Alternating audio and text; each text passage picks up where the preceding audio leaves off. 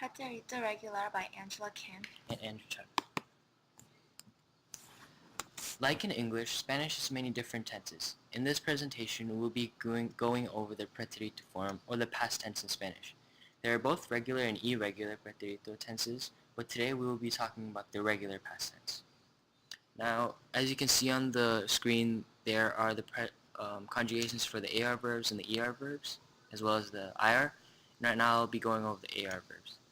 So the ending for the yo form is e, and aste for tú, and o for the ea, and amos for nosotros, astéis for vosotros, and aron for ellas and ellos.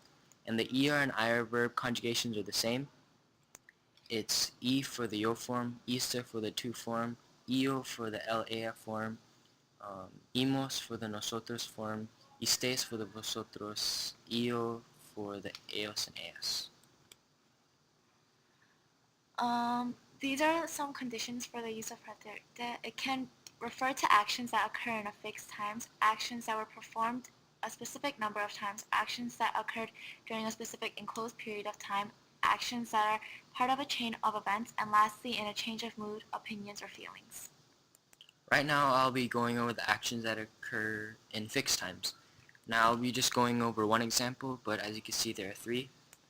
Now in English, when you say I called at 1, it is showing that you called at a certain time, which in turn means fixed time. So in Spanish, the translation would be llamé a la una. Now the verb llamar, the infinitive for that is llama. The verb that is shown is llamé, and the infinitive for that is llamar. And since llamar is an AR verb, you take out the AR ending and add the yo form for the conjugation, which is e.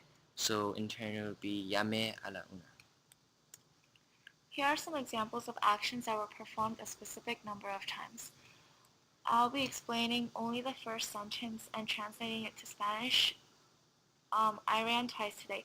Correr is the infinitive for to run, and this is saying it in the past tense, so it would translate to yo corrí dos veces hoy, since it is an ER verb and I am the one running.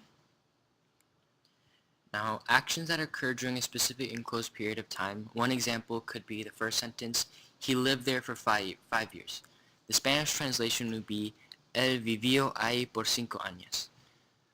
The infinitive for to live in Spanish is vivir, so therefore you take out the ir ending and add the conjugation for he, which is ea, and it is an o, io, so it would be vivió. So, él vivió ahí por 5 años.